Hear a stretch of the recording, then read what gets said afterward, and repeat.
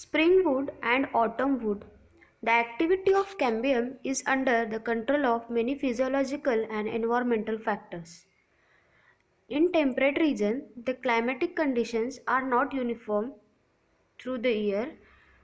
In spring season, the cambium is very active and produces large number of xylem elements having vessels with wider cavities. The wood formed during this season is called as spring wood or early wood. So, activity of cambium ये physiological और environmental factors पर depend होती है. अगर temperate region में देखा जाए तो क्लाइमेटिक कंडीशन यूनिफॉर्म नहीं होती है थ्रू आउट द ईयर. तो इसी के लिए जब स्प्रिंग सीजन होता है वो टाइम पे जो कैम्बियम है वो बहुत ज़्यादा एक्टिव होता है और एक्टिव होने के कारण वो बहुत सारे जाइलरी एलिमेंट को प्रोड्यूस करता है और उनमें वेसल्स होते हैं और लार्जर कैविटीज़ भी होती है जाइलरी एलिमेंट्स में. और फिर जब जब वुड फॉर्म होता है ये सीज़न में तो उसे स्प्रिंग वुड कहा गया है और उसी को अर्ली वुड बोला जाता है. In winter, the cambium is less active and form fewer xylem elements that have narrow vessels and the wood is called as autumn wood and or late wood. अगर विंटर में देखा जाए ये cambium है थोड़ा सा कम एक्टिव होता है और सिर्फ थोड़े ही जाइलरी एलिमेंट्स को प्रोड्यूस कर पाता है और उनमें जो वेसल्स होती हैं वो नैरो होती है और ये वुड को बोला गया है ऑटम वुड. इसी को लेट वुड कहा जाता है. जो स्प्रिंग में फॉर्म हुआ उसे स्प्रिंग वुड, जो ऑटम में फॉर्म हो रहा है उसे ऑटम वुड. मतलब जो विंटर में कैम्बियम लेस एक्टिव है उसी के कारण नैरो वेसल्स फॉर्म हो रहे हैं, वेसल्स कम फॉर्म हो रहे हैं, जाइलरी एलिमेंट्स कम फॉर्म हो रहे हैं और इसी को ऑटम वुड और लेट वुड कहा गया है. Okay, the spring wood is lighter in color and has low density, whereas autumn wood is darker in color and has higher density. So अगर spring wood को देखा जाए तो ये दिखने में थोड़ा लाइट कलर का होता है और इसकी डेंसिटी कम होती है. अगर autumn wood को देखा जाए तो वो थोड़ा डार्क होता है अपीयरेंस में और उनकी डेंसिटी हायर होती है. Two kinds of wood that appear as alternate concentric ring constitute and annual ring. अगर दोनों वुड्स है मतलब spring would and autumn would अगर वो अल्टरनेट मैनर में कॉन्सेंट्रिक रिंग फॉर्म कर रहे हैं तो उसे एनुअल रिंग कहा गया है. Annual ring seen in the cut stem given as estimate of age of the tree. So ये बहुत इंपॉर्टेंट पॉइंट है यहाँ से कि अगर किसी ट्री का एज पता करना हो तो अपन को स्टेम को कट करके वहाँ के एनुअल रिंग को चेक करके एक ट्री का एज पता कर सकते हैं. So annual ring is seen in cut stem given an estimate of age of tree. So age of tree annual ring से पता चलती है. तो फिर से इसको रिवाइज करें. Spring would and autumn would इसमें क्या दिखाया गया है. एक्टिविटी ऑफ कैम्बियम डिफर करती है according to the physiological and environmental factor.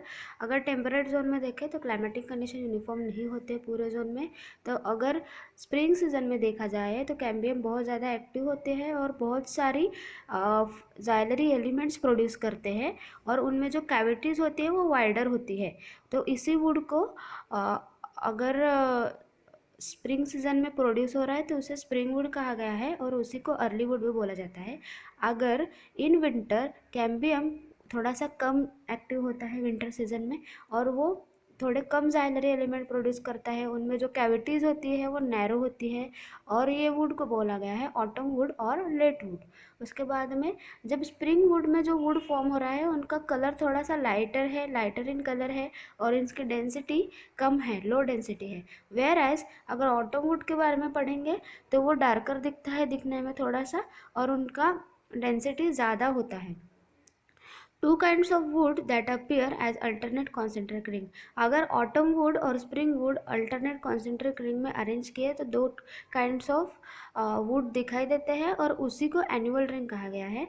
अगर ये एनुअल रिंग कट सेक्शन लेंगे स्टेम का तो उसमें एनुअल रिंग दिखेगी और वही एनुअल रिंग से अपन एक आधे प्लांट का एज ग्रुप पता कर सकते हैं. So annual ring seen in the cut stem and estimate of age of the tree. So इसी से एज ऑफ द ट्री पता चल सकती है एनुअल रिंग से. Heartwood and sapwood.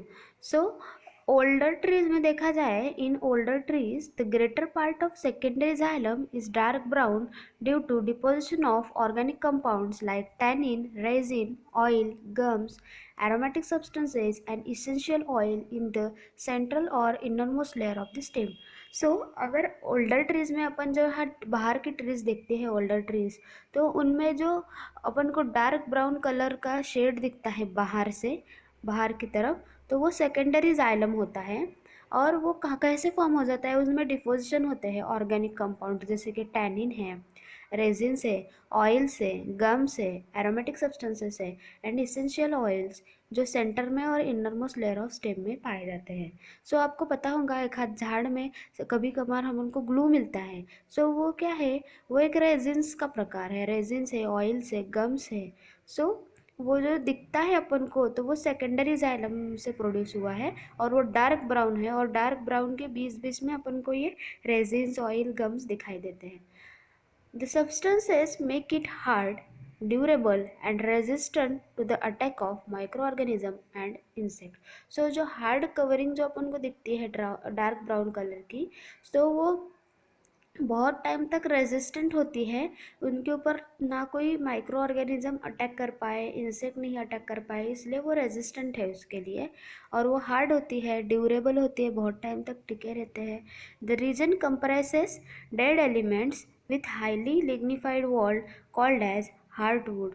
अगर जहाँ पे जो रीजन है उनमें डेड एलिमेंट्स है और हाईली लिग्निफाइड वॉल्स है, तो उसे हार्टवुड कहा गया है। The heartwood does not conduct water but it gives mechanical support to the stem.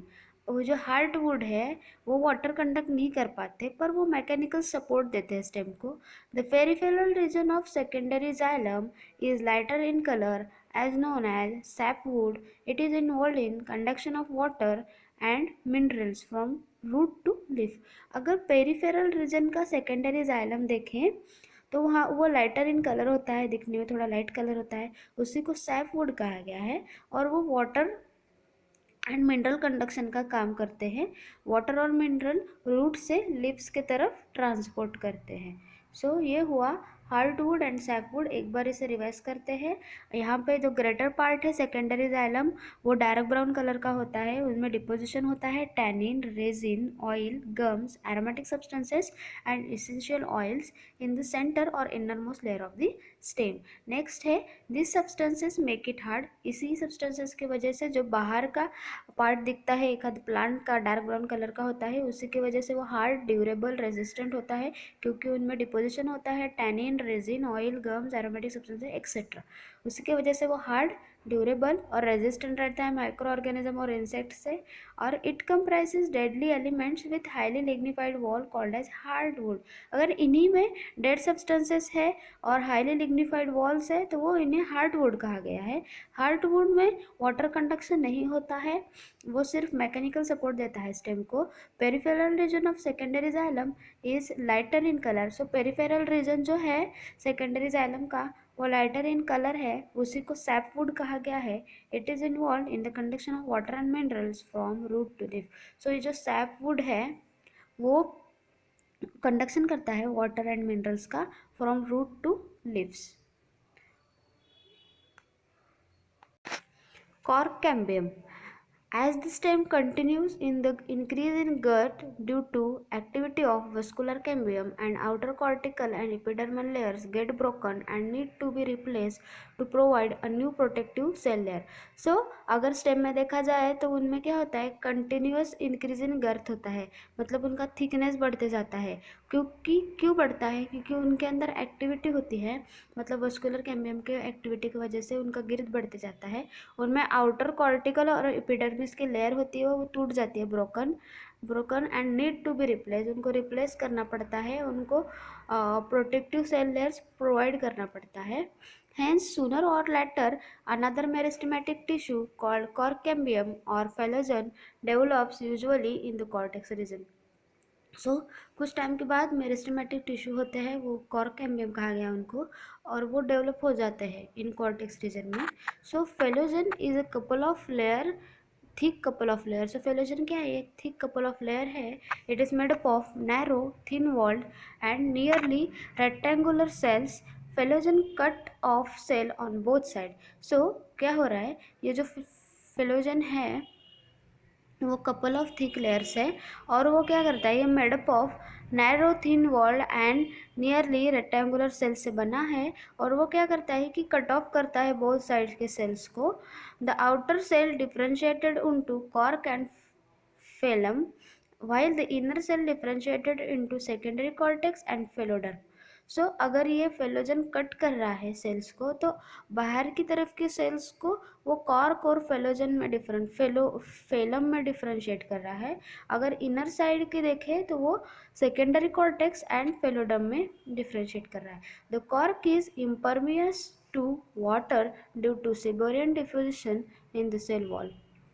सो ये जो कॉर्क जो होता है इनमें वाटर कंडक्शन नहीं होता है, इम्परवियस है ये, क्योंकि उनमें सुबेरिन का डिपोजिशन होता है. इसी के वजह से वो वाटर को एब्जॉर्ब नहीं कर पाते. The cells of secondary cortex are parenchymatous. जो सेकेंडरी कॉर्टेक्स के जो सेल्स है वो पैरेनकाइमेटस हैं. और phellogen, phellem and phelloderm are collectively known as periderm. So phellogen, phellem and phelloderm, ये तीनों को मिला के पेरिडम बोला गया है.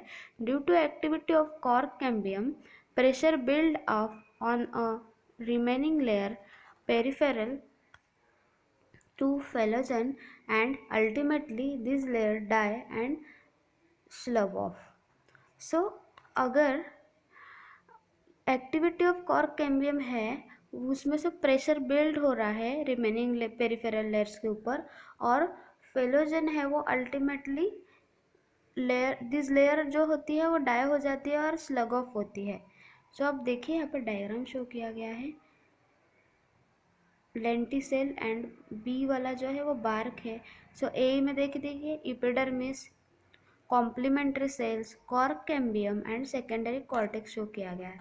तो यहाँ पे देखते हैं कि bark is non-technical term that refers to all tissues exterior to the vascular cambium, therefore including secondary phloem. मतलब क्या, बार्क क्या है? एक नॉन टेक्निकल टर्म है. वो ऑल टिश्यूज जो होते हैं बाहर की तरफ से वस्कुलर कैम्बियम वगैरह उन्हीं को इंक्लूड करके सेकेंडरी फ्लोएम बोला गया है. Bark is a non technical term refer to all tissues exterior to the vascular cambium. मतलब जो भी टिश्यूज वस्कुलर कैम्बियम के बाहर में है उसी को बार्क बोला गया है. तो उनमें सेकेंडरी फ्लोएम भी इंक्लूड है. Therefore refer to a number of tissues types periderm and secondary phloem. So उनमें नंबर ऑफ टिश्यू टाइप्स है, पेरिडर्म है, सेकेंडरी फ्लोएम है. Bark is formed early in the season called as early or soft bark. Towards the end of the season late or hard bark is form. So अगर ये जो bark है वो early season में form हो रहा है तो उसको अर्ली और सॉफ्ट बार्क कहा गया है. अगर यही बार्क लेट फॉर्म हो रहा है तो उसे लेट और हार्ड बार्क बोला गया है. नेक्स्ट है at certain age of phellogen cut off closely arranged parenchymatous cells on the outer side instead of cork cell. मतलब कोई रीजन्स पे ये जो फेलोजन कट ऑफ होता है वो अरेंज करता है और वो क्लोजली अरेंज पैरेनकाइमेटस सेल्स को कट करता है और on outer side instead of cork cell, बाहर की तरफ से कट करता है इंस्टेड ऑफ कॉर्क सेल को कट करने की वजह. These parenchymatous cells soon rupture epidermis forming lens shape opening called as lenticels.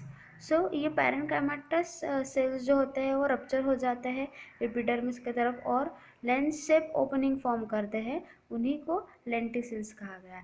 तो आप देखिए लेंटिसेल्स का डायग्राम देखिए, एपिडर्मिस से वहाँ पे सेल्स को कट ऑफ किया गया है और वो पैरेनकाइमेटस सेल्स है और फिर वो कट होने के बाद वो लेंस शेप सेल्स फॉर्म हो रहा है, उसी को लेंटिसेल्स कहा गया है. So lenticels permit exchange of gases between outer atmosphere and internal tissue system.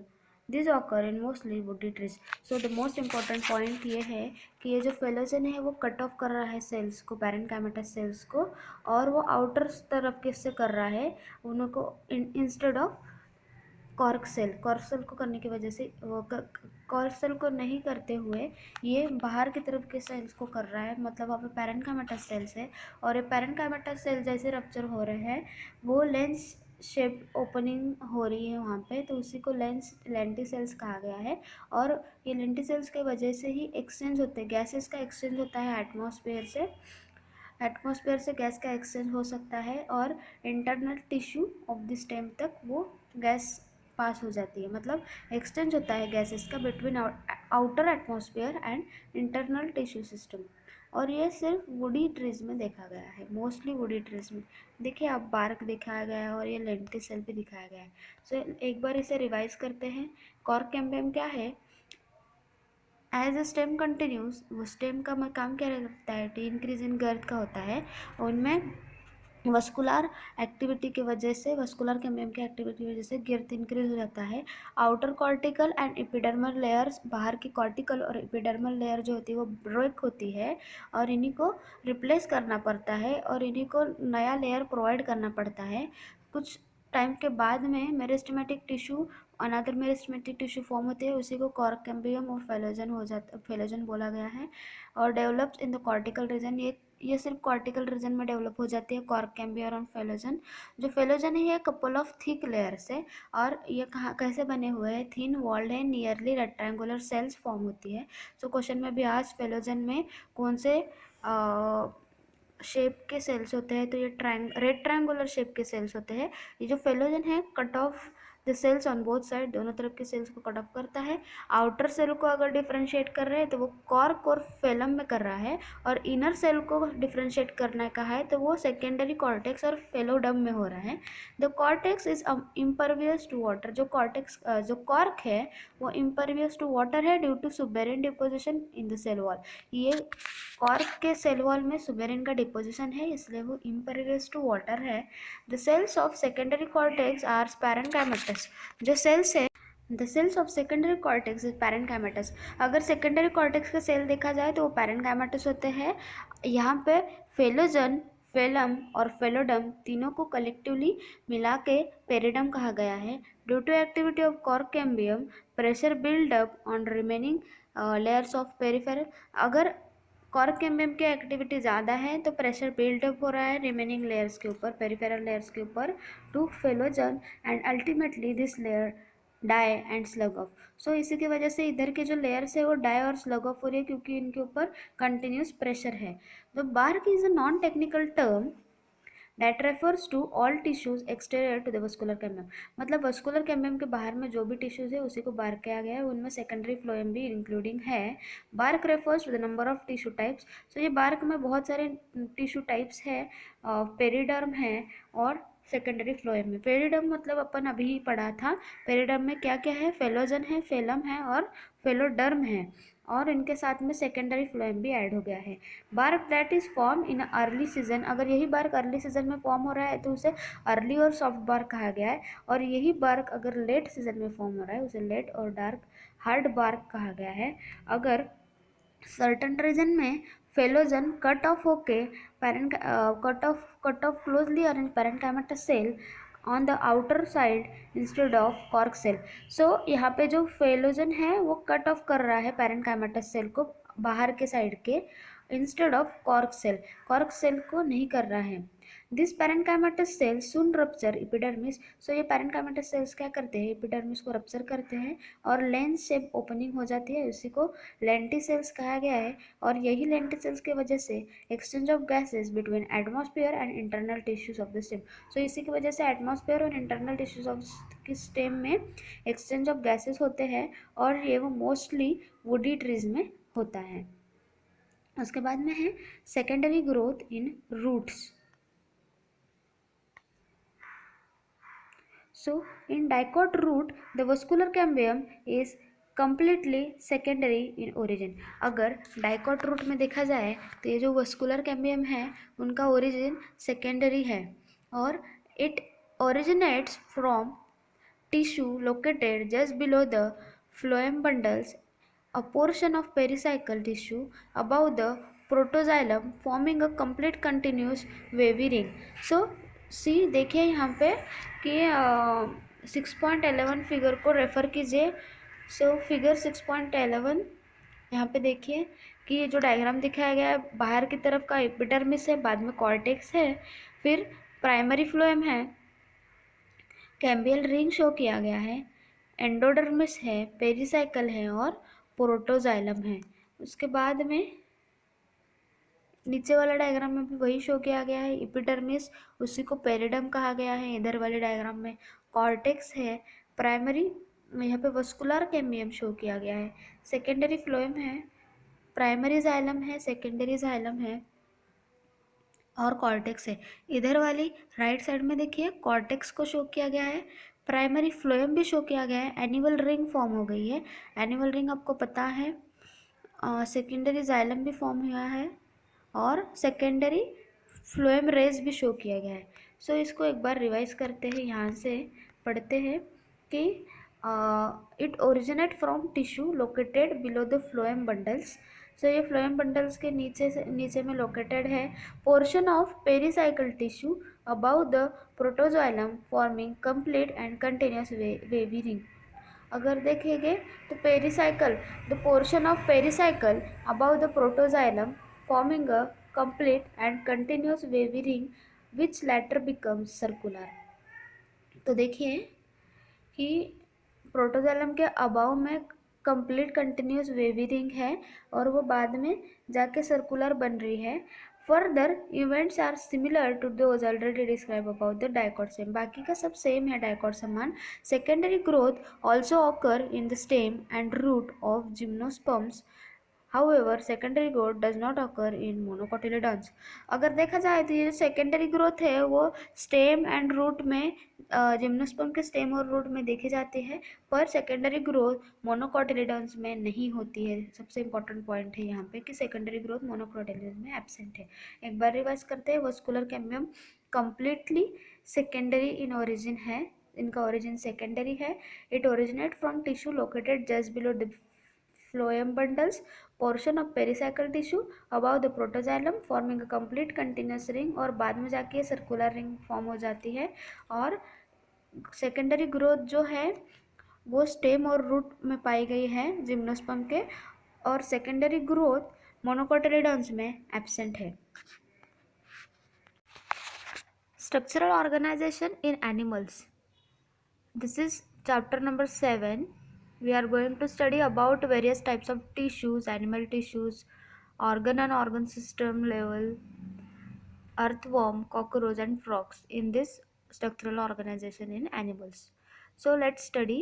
In the preceding chapter you came across a large variety of organisms, both unicellular and multicellular, of animal kingdom.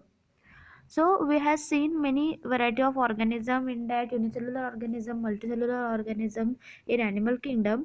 In unicellular organism, all functions like digestion, respiration, reproduction are performed by a single cell.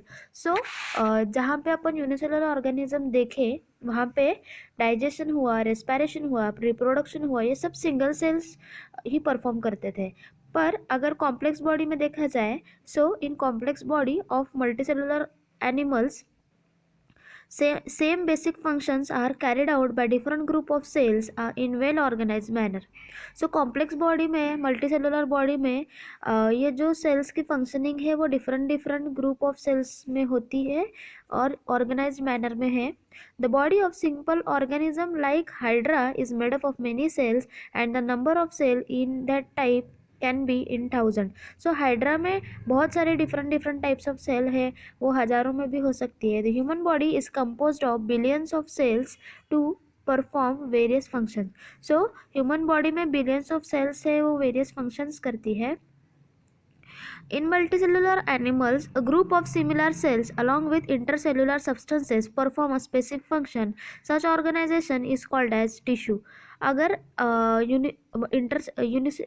अगर यहाँ पे देखा जाए तो group of sales एक साथ में आके एक स्पेसिफिक फंक्शन कैरी आउट करते हैं, इंटरसेलुलर सब्सटेंस, तो उन्हें टिश्यू कहा गया है।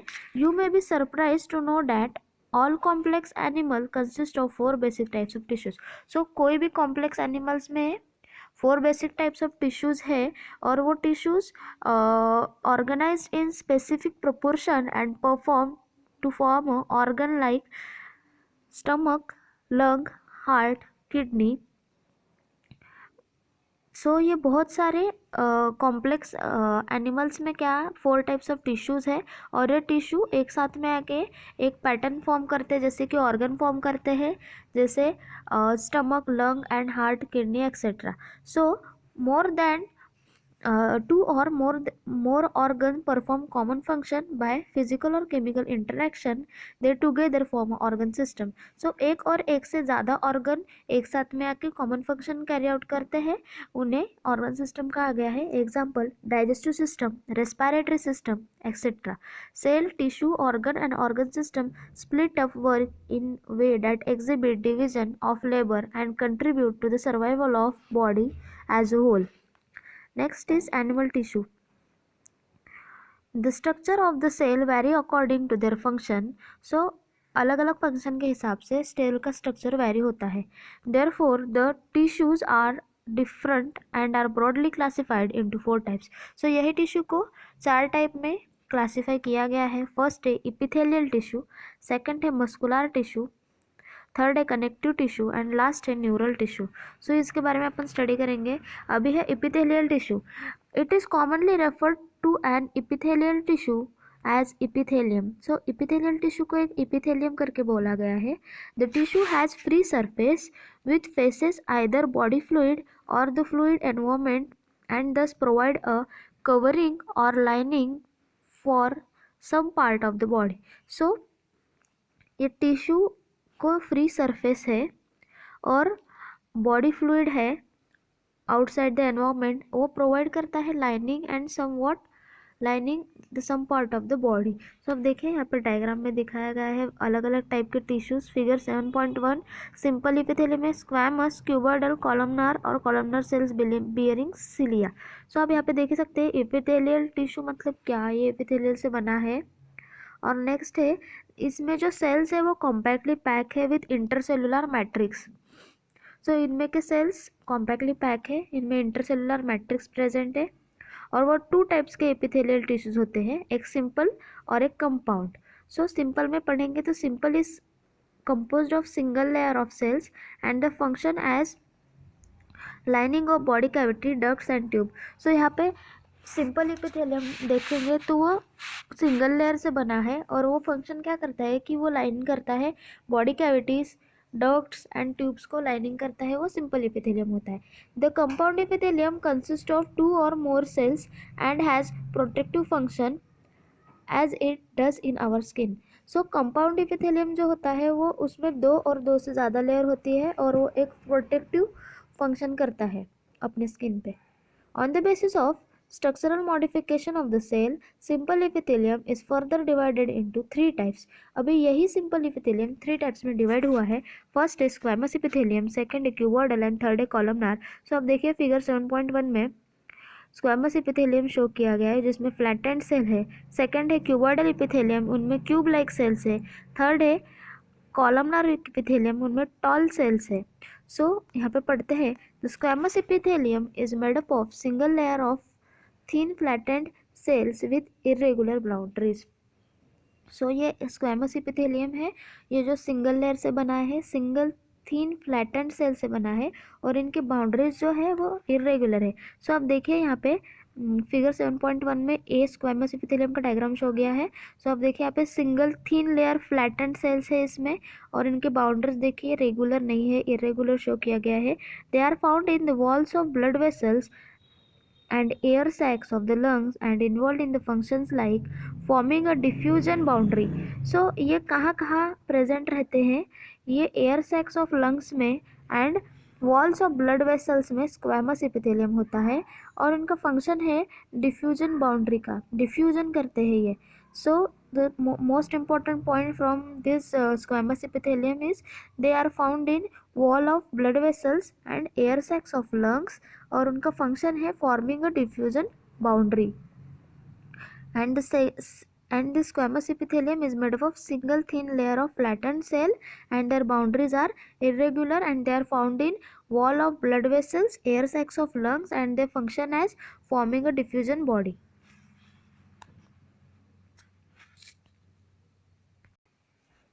The cuboidal epithelium is composed of single layer of tube-like cells. अगर cuboidal epithelium में देखा जाए तो as name suggests cuboidal, so इनमें tube-like cells है. They are commonly found in duct of glands and tubular parts of nephron in kidneys. So ये cuboidal epithelium जो है single layer of tubelike cell से बना है और ये कहाँ कहाँ पे रहता है, ये डक्ट्स में रहता है. ग्लैंड में जो डक्ट्स होती है वहाँ पे प्रेजेंट होता है cuboidal epithelium. Tubular parts of nephron में प्रेजेंट होता है क्यूबोइडल इपिथेलियम और इनका फंक्शन है सिक्रीशन एंड एब्जॉर्प्शन. सो अलग अलग इपिथेलियम का अलग अलग फंक्शन है. जैसे अपन स्क्वैमस इपिथेलियम में देखे कि ये डिफ्यूजन करता था, क्यूबोइडल इपिथेलियम में देख रहे हैं कि सिक्रीशन एंड एब्जॉर्प्शन का फंक्शन करता है. The epithelium of proximal convoluted tubule or nephron in the kidney has microvilli. So अगर पीसीटी में देखेंगे इपिथेलियम तो इनमें माइक्रोविलाई होते हैं. The epithelium of proximal convoluted tubule of nephron the kidney has microvilli.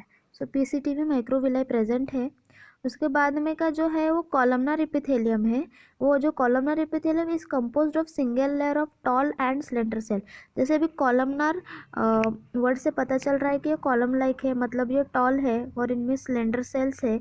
इनमें न्यूक्लिया जो है वो बेस के तरफ लोकेटेड है. The nuclei are located at the base. The free surface में है माइक्रोविलाई. ऊपर के साइड में जो फ्री सरफेस है वहाँ पे माइक्रोविलाई हो सकते हैं. They are found in the lining of stomach and intestine and help in secretion and absorption. So यहाँ पे ये स्टमक और इंटेस्टाइन में मिलते हैं कॉलमनर इपिथेलियम और इनका फंक्शन क्या है, सिक्रीशन एंड एब्जॉर्प्शन. सो अब देखिए डायग्राम में बी वाला डायग्राम में क्यूब लाइक सेल शो किया है क्यूबोइडल इपिथेलियम और लास्ट में सी कॉलमनर और कॉलमनर सेल्स बियरिंग सीलिया. दोनों में डायग्राम दिखा है. तो कॉलमनर एपिथेलियम में देखिए टॉल लाइक सेल्स है और इधर कॉलमनर सेल्स के ऊपर ही सिलिया शो किया है. सो ये सिलिएटेड कॉलमनर इपिथेलियम है. तो फिर एक बार इसको रिवाइज करते हैं कि ये जो कॉलमनर इपिथेलियम है ये सिंगल लेयर ऑफ टॉल और स्लेंडर सेल से बना है. इनमें न्यूक्लियस है वो नीचे की तरफ है, मतलब बेस में है. इनमें माइक्रोविलाई है और ये लाइनिंग ऑफ स्टमक और इंटेस्टाइन में है और इनका फंक्शन है secretion and absorption. If the columnar और cuboidal epithelium bear cilia on their free surface they are called as ciliated epithelium. अगर कॉलमनर और क्यूबोइडल इपिथेलियम सिलिया प्रोड्यूस कर रहे हैं उनके फ्री सरफेस पे तो उन्हें सिलिएटेड इपिथेलियम कहा गया है. सो सी फिगर 7.1D आपको सिलिया दिख रहे हैं उसमें और इनका न्यूक्लियस जो है कॉलमनर इपिथेलियम देखिए बेस में दिखाया गया है. The function is to move the particles or mucus in specific direction over the epithelium. So ये सिलिया का फंक्शन क्या है कि ये जो पार्टिकल्स होते हैं, कुछ भी माइक्रो ऑर्गेनिज्म कोई भी पार्टिकल्स हो या म्यूकस हो, उनको एक स्पेसिफिक डायरेक्शन में मूव करने का काम सिलिएटेड इपिथेलियम करता है. They are mainly present in the inner surface of all organs like bronchioles and fallopian tubules. So most important question from here कि ये सिलिएटेड इपिथेलियम कहाँ कहाँ प्रेजेंट होता है. तो सिलिएटेड इपिथेलियम मोस्टली ब्रोंक्यूल्स और फैलोपियन ट्यूब में present होता है.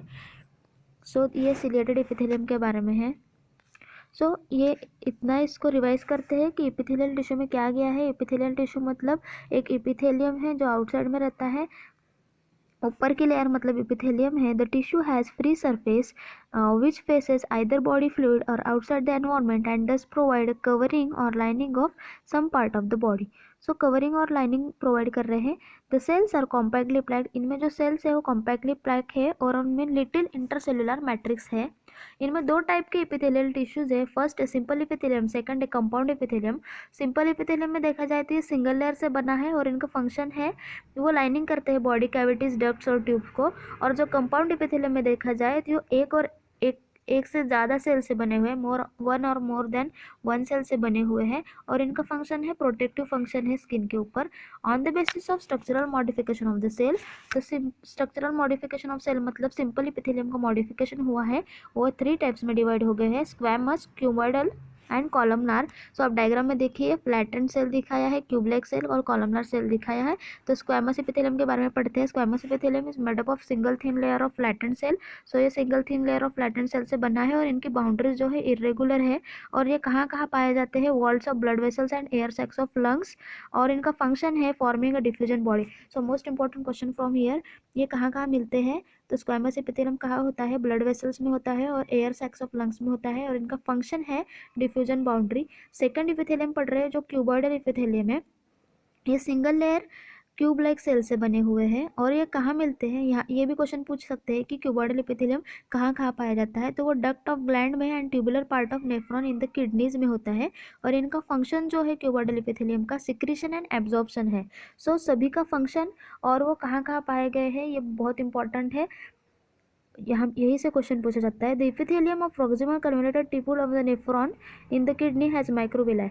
सो पीसीटी में माइक्रोविलाई है, प्रोक्सिमल कन्वोल्यूटेड ट्यूबुल में माइक्रोविलाई मिला हुआ है। The columnar epithelium is composed of single layer of tall and slender cells and the nucleus located at the base. So ये जो कॉलमनार इपिथेलियम है ये single layer of tall and slender cell से बना हुआ है और इनका जो न्यूक्लिया है नीचे की तरफ है, बेस में है। इनमें फ्री सरफेस में इन लोगों में माइक्रोविलाई होते हैं। So they are found in the lining of stomach and intestine. So most important question, the columnar epithelium कहाँ मिलते हैं, लाइनिंग ऑफ स्टमक और इंटेस्टाइन में मिलता है और इनका फंक्शन जो होता है सिक्रीशन एंड एब्जॉर्प्शन है। इफ द कॉलमनार इपिथेलियम और क्यूबॉइडल इपिथेलियम के फ्री सरफेस पे अगर सिलिया है तो उसे सिलिएटेड इपिथेलियम कहा गया है। और the most important function of the ciliated epithelium is they move the particles or mucus in specific direction over the epithelium. और they mainly present in the inner surface of hollow organs like bronchioles and fallopian tubes। so ये chelated epithelium कहाँ कहाँ देखा जाता है, ये hollow organs में होता है जैसे कि ब्रोंकियल्स और फैलोपियन ट्यूब्स में। बिकॉज ब्रोंकियल्स में देखा जाए तो कोई भी माइक्रो ऑर्गेनिज्म अपने लंग्स में जा रहा है तो उसे बाहर निकालने के लिए सिलिया बहुत अच्छा फंक्शन करती है वहाँ पे। तो इसीलिए इनका टू एंड फ्रो मूवमेंट होता है। ये टू एंड फ्रो मूवमेंट के वजह से ही ये कोई भी पार्टिकल्स और म्यूकस को एक स्पेसिफिक डायरेक्शन में मूव करते हैं। और फैलोपियन ट्यूब्स में देखा जाए तो वहाँ पे जब ओवुलेशन होता है तो ओवुलेशन होने के बाद वो ओवम को एक स्पेसिफिक डायरेक्शन में मूव करने का काम ये सिलेटेड इपिथेलियम करते हैं। सो यही हॉलो ऑर्गन्स में पाया जाता है जैसे ब्रोंकियल्स और फैलोपियन ट्यूब्स। सो बहुत बार क्वेश्चन पूछा गया है कि सिलेटेड इपिथेलियम कहाँ कहाँ मिले हैं, तो वो है ब्रोंकियल्स और फैलोपियन ट्यूब्स। नेक्स्ट है, in some of the columnar और cuboidal cell get specialized for the secretion called as glandular epithelium. अभी यहाँ पे कोई कोई कॉलमनार और क्यूबॉइडल सेल्स जो है वो उनमें स्पेशलाइजेशन हो जाता है और वो सिक्रीशन का काम करते हैं, उन्हीं को ग्लैंडुलर एपिथेलियम बोला गया है। सो रेफर टू द फिगर 7.2। यहाँ पे यूनिसेलुलर और मल्टीसेलुलर इपिथेलियम शो किया गया है। यहाँ पे देखिए यूनिसेलुलर ग्लैंड शो किया गया है और मल्टीसेलुलर ग्लैंड भी शो किया गया है। यहाँ पे पढ़ते हैं, they are mainly of two types. Unicellular में क्या है, consisting of isolated glandular cells, goblet cells of the alimentary canal. So unicellular में क्या है कि गॉबलेट सेल्स है एलिमेंट्री कैनल के और वो आइसोलेटेड ग्लैंडुलर सेल्स भी प्रेजेंट है इनमें। एंड सेकंड है कि मल्टीसेलुलर में क्या है, क्लस्टर ऑफ सेल्स है, उसका एग्जांपल है सलाइवरी ग्लैंड। सो दो टाइप्स ऑफ इपिथेलियम है, उनमें है यूनिसेलुलर और मल्टीसेलुलर। यूनिसेलुलर में है आइसोलेटेड ग्लैंडुलर सेल्स, उसका एग्जांपल है ग्लोबुलेट सेल्स ऑफ एलिमेंट्री कैनल। और सेकंड है मल्टीसेलुलर, इनमें है clusters of cells like salivary gland. On the basis of mode of pouring their is secretion, glands are divided into two categories. So on the basis of pouring their secretion, मतलब अपना जैसे कि heart है, heart का secretion पोर करने के लिए अपने बॉडी में ब्लड वेसल्स है, कैपिलरीज है, आर्टरीज है। सो इसी के हिसाब से कोई कोई इसमें ये सब नहीं होता है, मतलब डक्ट्स नहीं होते, तो उनके हिसाब से इन लोगों में डिवाइडेशन किया गया है। दो कैटेगरीज है, namely exocrine and second is endocrine. So let's study exocrine and endocrine glands. So exocrine gland क्या सिक्रेट करता है, ये mucus, saliva, ear wax, oil, milk, digestive enzymes and other cell products. So exocrine gland का काम क्या है कि ये म्यूकस सिक्रेट करता है, सलाइवा सिक्रेट करता है, ईयर वैक्स सिक्रेट करता है, oil, digestive enzyme and other cell product secrete करता है। This products are release through the ducts और ट्यूब्स इन कॉन्ट्रैक्ट्स। हाँ, तो फिर ये सब प्रोडक्ट जो है oil, saliva, wax, digestive enzyme, ये सब एक ट्यूब से रिलीज हो जाते हैं, मतलब ये प्रोडक्ट सभी ट्यूब से पास होते हैं, तो इन्हें एक्सोक्राइन ग्लैंड कहा गया है। इन कॉन्ट्रैक्ट्स अगर अपन एंडोक्राइन ग्लैंड के बारे में स्टडी करते हैं तो एंडोक्राइन ग्लैंड में डक्ट्स नहीं होते हैं, सो they do not have, endocrine gland do not have ducts, so they are also called as ductless gland. Their products are called hormones and are secreted directly into the fluid bathing the gland. So इनके जो products होते हैं वो directly पोर किए जाते हैं कोई भी ग्लैंड के ऊपर या कोई भी ऑर्गन के ऊपर, इनमें डक्ट्स नहीं होती है, सो इन्हें डक्टलेस ग्लैंड भी कहा गया है।